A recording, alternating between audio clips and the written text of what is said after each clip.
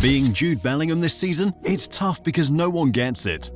Bellingham, and I'm going to say this, for the first 60 minutes I thought he was a disgrace, and Mbappe didn't do enough when he couldn't find space. So disgrace is a big word. In terms of his attitude to the game. From being labelled a disgrace to playing in different positions just to find a balance in the team this season. And he changes his position nearly every week. He's been on the right-hand side, he's been on the left-hand side, he's been maybe in the number 10 position on a couple of occasions, but on the main, he's not been in that position that he was playing much of last season. But in all of this, there's a catch. Because right now, what's been happening to Jude Bellingham is something everyone at the club knew was going to happen. Even the guy himself. So why does it suck to be in Jude Bellingham's shoes then? How was this all bound to happen? And the crazy part? Has Bellingham been lying to the world all along then? It's safe to say this has been a different version of Jude Bellingham from the one that the world saw last season. He's looked frustrated with moments like that for large parts of the season. So getting into it then, why does it suck to be in his shoes? The kicker is because of the team. I don't want him deeper to try to do the build-up play. This can be done by Modric or Tchouaméni, Camavinga, whoever else. I think I would want him higher up the pitch. It's this. It's what he's trying to be. He's trying to be everything for Real Madrid this season. And that pressure of trying to carry a team as big as Real Madrid on his shoulders is proving to be a lot. Quite literally too. We'll get to this angle later, but the fact is, Jude Bellingham's position this season has changed because the formation at Real Madrid has changed. With the arrival of Mbappe, it's a different ballgame now. Last season, Bellingham played in that diamond position at the top of midfield that allowed him to get into goal-scoring or chance creation positions, very effective in the final third. The formation Ancelotti has used for large parts of this season is a 4-3-3, meaning Bellingham has to drop deeper. He's been tasked with getting more involved in the build-up play and controlling the game than getting on the end of chances. But there's more to this. And I said it last year at the end of the season when we knew that Mbappe was going there. How is he going to balance that team? It's very difficult because you can see that I'm not going to try to find any excuses for Bellingham, but how do you play? Where do you go? What do you do? Real Madrid has struggled this season, mainly because of this, a lack of balance as Thierry Henry points out. It's become a situation where the team now depends more on individual quality in winning games than having a recognised style of play. Relating this to Jude Bellingham, it's easy to think this formation change has made him regress. What Bellingham was trying to do and what your 9, Mbappe is supposed to do. Look at him. Look at your 9. But look at where he started. He's going to pass his 9 to make a running behind. What are we talking about here? Again, it seems like Jude Bellingham is trying to teach Mbappe how to play as a number 9 here by showing him the type of runs to make him behind. But as disappointing as Real Madrid has been this season, has Jude Bellingham's performances actually been that bad? Before we get into that, hit that subscribe button to Futbol Historia if you haven't already for more content like this. Well, that's where things get interesting, because while most people might see it like that, for Jude Bellingham, it's the opposite. Shown that I can play in multiple positions because of my skill set, and I'm happy to sacrifice for the team when it's needed. I think it's clear where I prefer to play, but I still don't mind in terms of whatever the manager wants me to do. Why does it suck to be in his shoes then? It's this. He's putting in a lot of hard work adjusting to his new position at Real Madrid, and yet he's become a victim of the success he had last season, scoring so many goals that now he isn't getting as many goal contributions. Some believe he's dropped off. Bueno, los goles creo que no es su calidad más importante en este sentido. Pero lo está haciendo bien porque, como he dicho, se mueve bien, sin balón, es inteligente. Even his manager knows this. Carlo Ancelotti here talks about Bellingham's goals not being his best quality. Instead, it's his understanding of the game, the timing of the runs he makes, and football IQ that sets him apart. Where he now plays is on the left-hand side of midfield. But this in itself has been a major source of controversy for Bellingham and Real Madrid this season. Why? Because it's a story with two ends and two results. On the one hand, playing in that position in the heart of midfield, it's the Jude Bellingham Real Madrid paid €105 million to Borussia Dortmund for. He's been carrying the team at times. I actually went to the Cologne game last week and I just watched Jude Bellingham for the entire 90 minutes. and it seems like the game revolves around him. He was the engine room for Borussia Dortmund, particularly in his final 2 years at the club, but it was a sort of progression too. In his early years at Borussia Dortmund, Bellingham played most times as a deep-lying playmaker, but in the space of 2 years, that position moved from a deep-lying role to a more box-to-box one. It was like the position was tailor-made for him. The numbers reflected this too. In his 3 seasons at Dortmund, looking at his shot-creating actions per 90, the number rose from 2.06 in the 2020-21 season to 3.35 in the 2021-22 season and 4.18 in his final season at the club in 2022-23. In the same way, his progressive numbers rose from 1.48 per 90 in his first season to 2.52 in his second and 3.24 in his final season at the club. This was a Jude Bellingham that attracted Real Madrid and put Liverpool in the chase to sign him. This didn't necessarily have to do with his goals. I mean, particularly in his last season at Dortmund.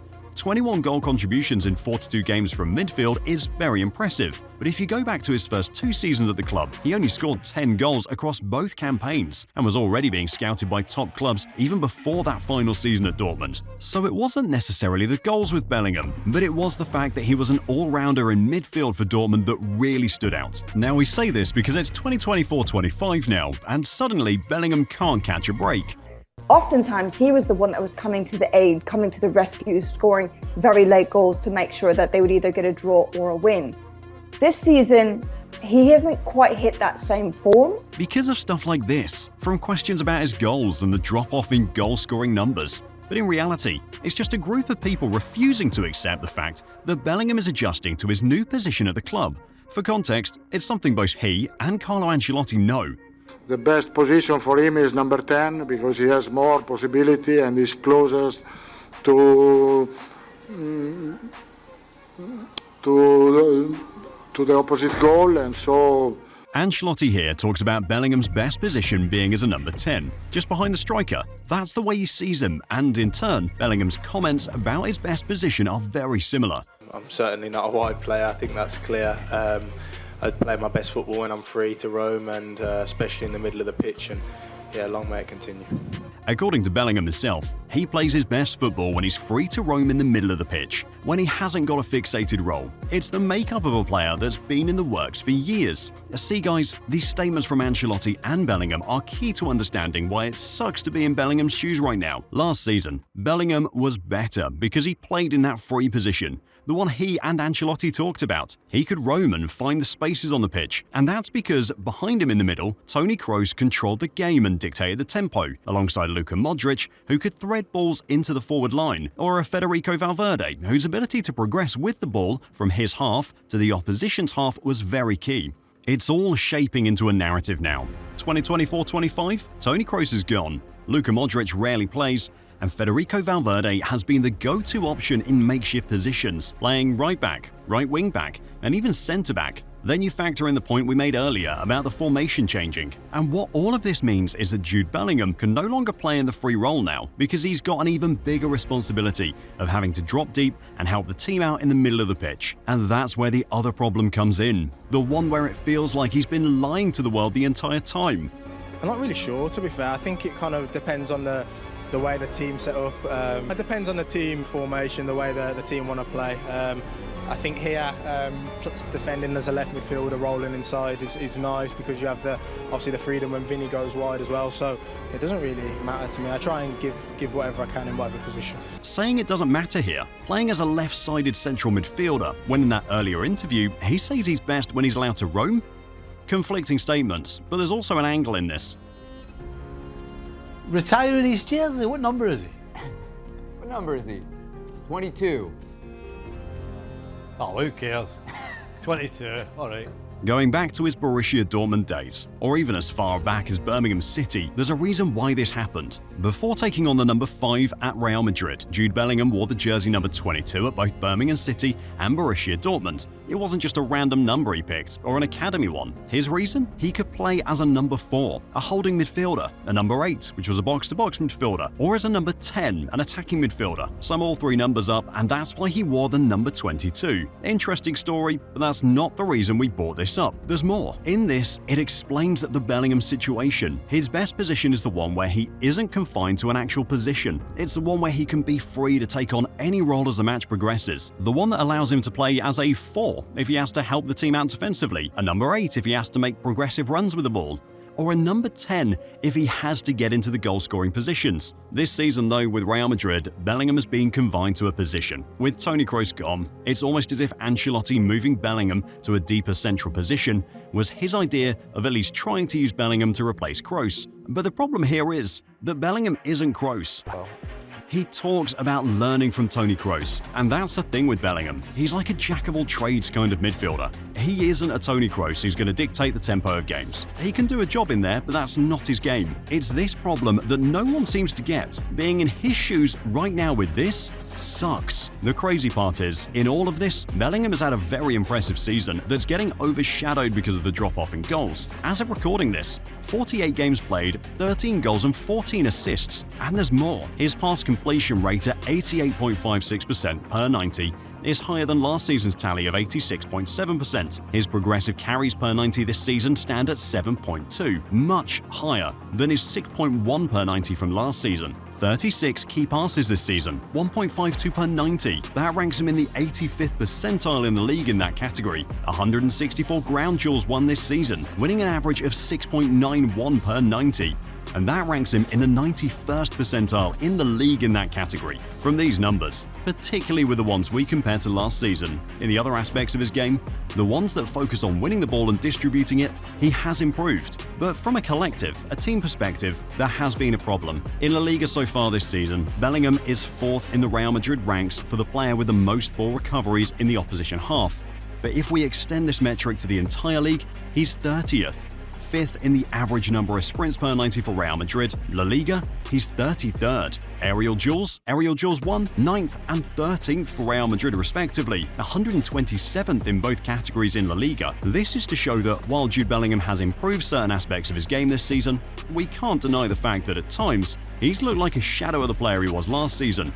Like he's carrying something bigger than him. That shoulder meme from earlier on, it's no joke.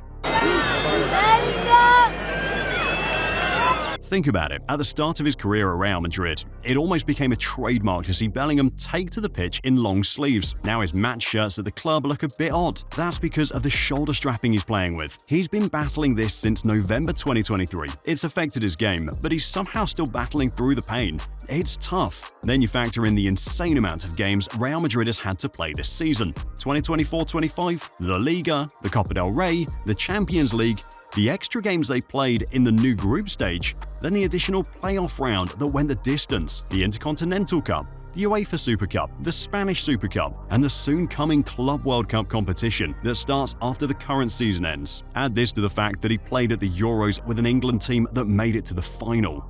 Yeah, really difficult. I think we sacrificed a lot throughout the last weeks. You know, it's so tough these days with the crazy schedules and then coming together for the end of the season. For one last tournament, it's difficult on the body, you know, mentally, physically you're exhausted, but for our country we're wanting to give everything. His words after the defeat to Spain, physically and mentally, he was exhausted. Honestly, he still looks like he is. It seems like Jude Bellingham is in a situation where he needs a break and needs to rest. The shoulder injury with other injuries he's suffered this season, alongside the lack of a proper break, has made him pass through games at times. Ultimately, another reason why it sucks to be in his shoes at his age. Your football is great. I mean, you're a mature 28. Oh, you're not 28. 20. What are you? Only 20, mate. Just added 8 years to it. He's 21 now, turning 22 in the summer. The point is, it's easy to forget because of how good he has been, that Jude Bellingham is still realistically in the early days of his career. At 21, he's got his best years ahead of him, playing at arguably the biggest club in the world. That's impressive.